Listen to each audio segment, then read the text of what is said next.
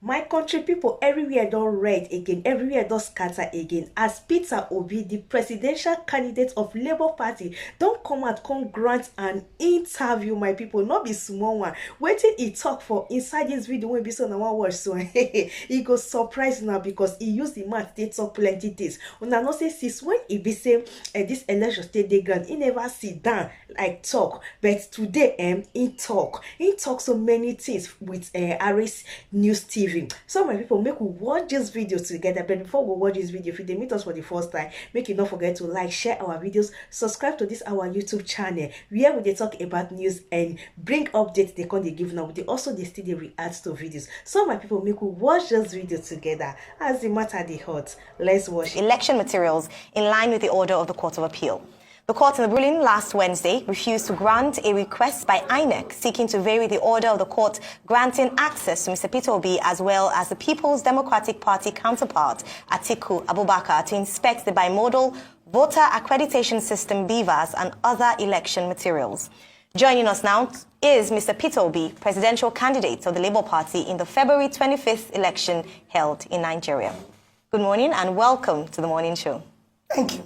Mr. Obi, good to have you back with us on the morning show. Thank you. I'm tempted my to dear ask brother, you, Dr. Ruben. I'm tempted to ask you, how is it going? Après la guerre, as the French would say, but it looks like the war in this particular election is still on, and the race is still on. So how do you assess your journey so far? And what are you saying to your supporters and Nigerians, many of whom are disappointed with the conduct of the process so far? Well, my dear brother Ruben, my first question is to thank you for always inviting me, being there for Nigerians, thank the RISE facility for what they've done. My first is to thank God Almighty for his keeping Nigeria, protecting it, and blessing it. Thanking the good people of Nigeria for their interest and participation in trying to build a new Nigeria. The journey so far has been very tough. But that is what is expected. It's been difficult because you're trying to change what is there that hasn't kept us where we are. So it's going to be difficult. But if you look at the last election, as you know, it's probably the worst election considering in this particular republic, considering the 2022 electoral law, which was meant to improve our overall election process, and continued and consistent promises of the chairman of INEC that this is going to be the best thing that has ever happened to Nigeria and everything. And you could see it in all the editorials, in all the international newspapers from Financial Times, The Economist, Wall Street Journal, everybody, including Chatham House, where even the chairman was there. He has questioned the rating of the country. And for me in particular, it's one of sadness. 63 years after Nigerian independence, we can't conduct simple election. Talk less of any other, just election. That's what all the promises. And it's not as if we're too big or too this. The world's biggest democracy, India today, have about 900 registered voters. In their last election, 67% participated, over 600 million, which if you look at our 24 million, that's 25 times our size. Yet the infractions were less than 5%. In our own, opposite is the case. However, my appeal to Nigerians is to remain, to my obedient family, to Nigerians is to remain calm, remain prayerful for our country, Nigeria. We have no other country except this one. And we will go through all legal, peaceful means to bring a new Nigeria, where everybody will be happy and proud to say, I'm a Nigerian. All right, I'm glad you talk about to remain prayerful and to remain calm. And the reason I say this is that some prominent Nigerians, church leaders, traditional rulers, and high net worth stakeholders are saying that though there are several infractions, the outcome of the election is the way God wants it, and it should be allowed. So on one hand, you are saying remain prayerful and calm, but we'll still go to court. Others are saying for the peace of Nigeria, remain prayerful, calm, and accept this as God's will. What do you have to say to that? Well, I'm very respectful to prominent Nigerians, especially church leaders, traditional rulers, and all that. And I remain very respectful to them. And I think they should be respected for what they represent in our society. But I disagree with them. What they're actually preaching is the problem of Nigeria. The problem of Nigeria is accepting wrongdoing, accepting what is unacceptable. That is using God's name in vain. That's not what God said. God said, do not use my name in vain. So what they're saying is not God's wish. It is not God's plan for Nigeria. So why don't we accept that the 133 million Nigerians who are poor is God's wish? Why don't we accept that 95 million Nigerians living in absolute poverty is God's wish? It is God's wish that you don't have electricity. It is God's wish that our children are kidnapped. It is God's wish that we have collapsed primary health care, leading us to be the country with the highest infant mortality. It is everything happening is God's way. Not so what God says. No. God's wish is when you do the right thing. And in the end, it is not. This election was predicated and planned. And we have clear laws about the conduct of the election. If it was followed, if these results were uploaded from the booth, polling units, like they said, to the server and everything, we won't be here. We won't be talking about it. It would have been concluded in a matter of hours without anybody arguing about it. But it is not God's wish that you do the wrong thing. It is not God's wish that you go and rob a train and make money and start sharing it. It is not God's wish. This is what is killing the country. People come here, take public money, and then go and give it to people in the church and treasure, and they say it's God's wish, and start giving them title in the church, title in this. That is what we are fighting. That's what we want to stop. We want God's wish to be truly God's wish. And that is when we do the right things, and God gives his blessing. What we are doing now is why they come. What do you tell the young ones growing up? That it's God's wish that you steal? That it's God's wish that you conduct a wrong election? So tell me the difference between those of us who are doing this and the armed robbers. What is the difference between us and the trained robbers? Let's be sincere with ourselves. That's why it's God's wish that somebody came to your station and said he knows a governor who have 22 billion naira stacked, and nobody's asking about him. But we are stopping young people who are carrying computer and questioning them and calling them names. That's not God's wish. God wishes something better. What I want is God to allow us to do the right things so we can start building a better country for our children. All right. So there are several, messaging and news going on around that INEC is not allowing your legal team to inspect the materials used, for the election. What's going to be your next action as regards this? Well, INEC is a public institution sustained by taxpayers' money, including you and me. And I believe there's a law about public institutions. If there's anything, they should be open because they conducted the election. It's that everywhere. If you do something and people are not satisfied, it's for you to open up yourself. This is not the first time I'm going to court with INEC. Since 2003, I would say several times, I've had to challenge INEC results.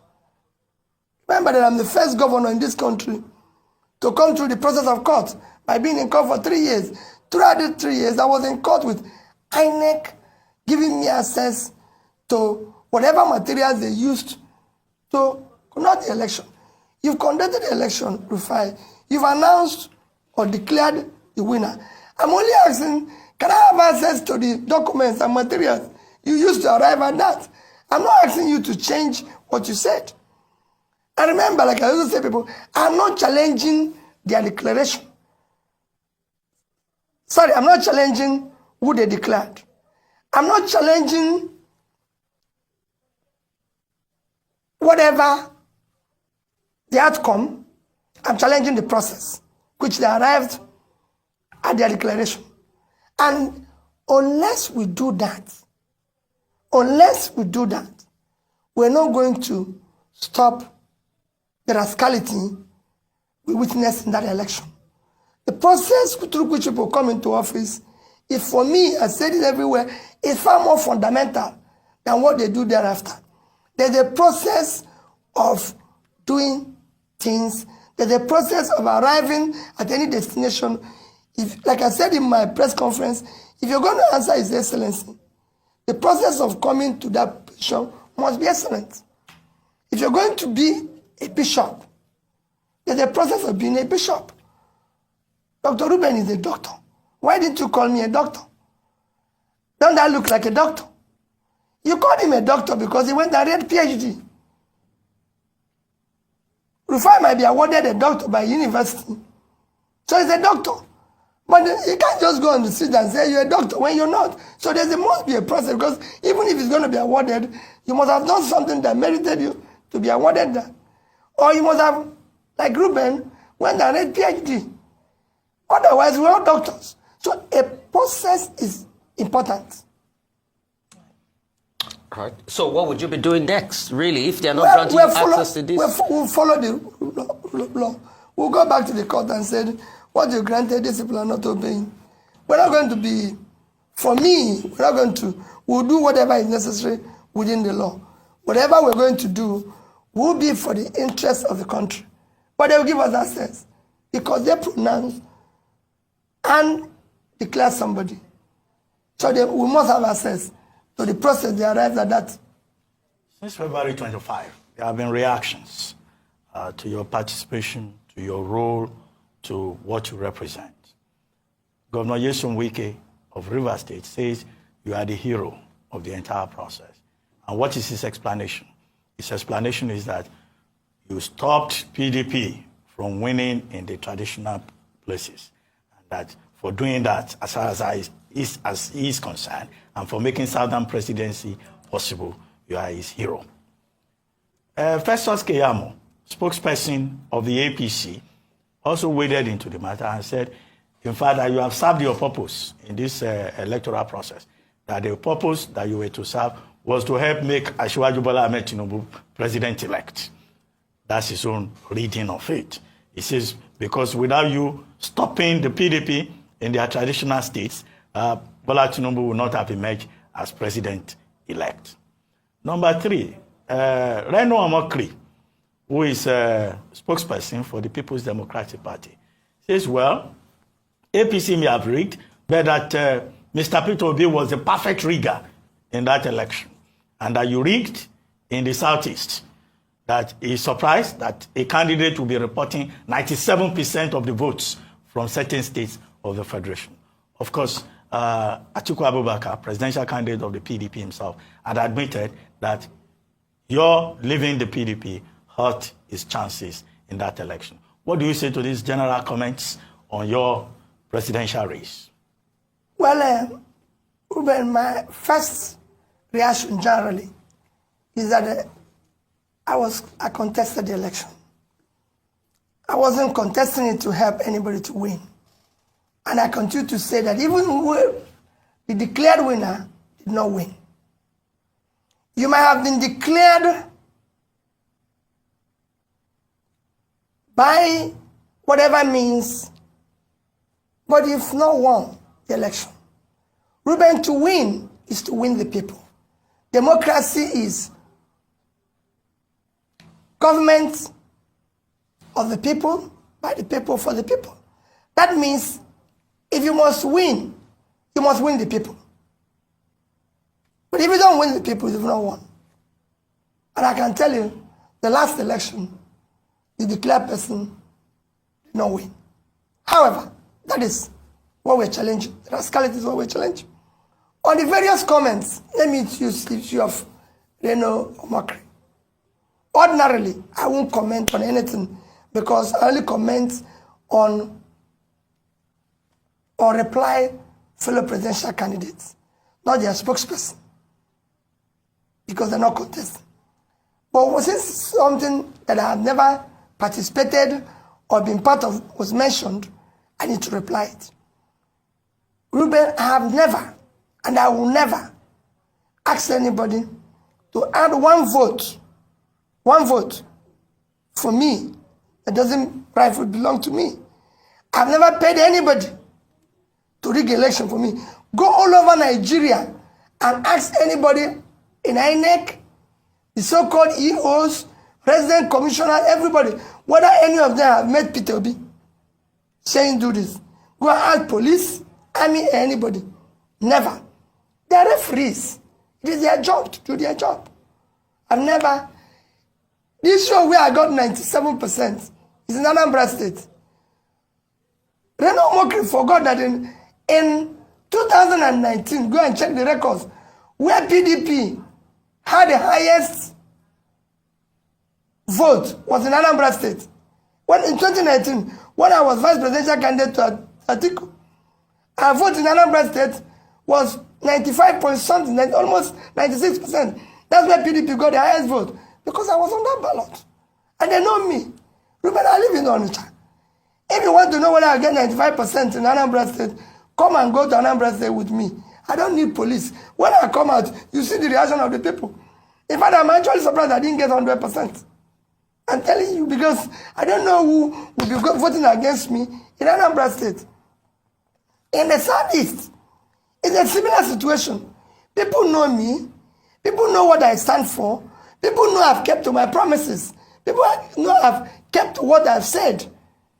It's a simple thing.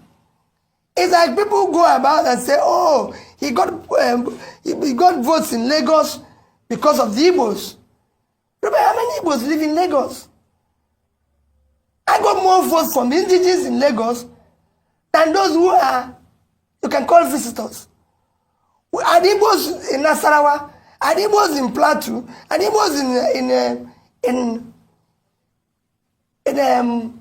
Abuja?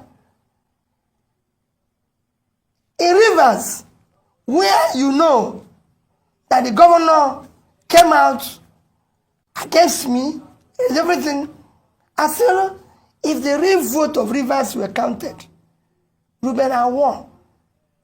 I have over 50-something% of the vote. The other two parties were sharing the order. And it was, I won in Asoro. It was so, will you say it's rigging? Which machinery do I have to rig? I have no councillor, I have no local government chairman, no this thing. I'm not in control of police. I don't even know any DPO. So which machinery will I use to rig? How will you do? They are the ones who I believe in this. What they are doing is what I'm trying to change. So those who say you have satisfied what I came for are part of the people we're trying to change. All right. Okay, so let's talk about the obedience movement, especially post-presidential election.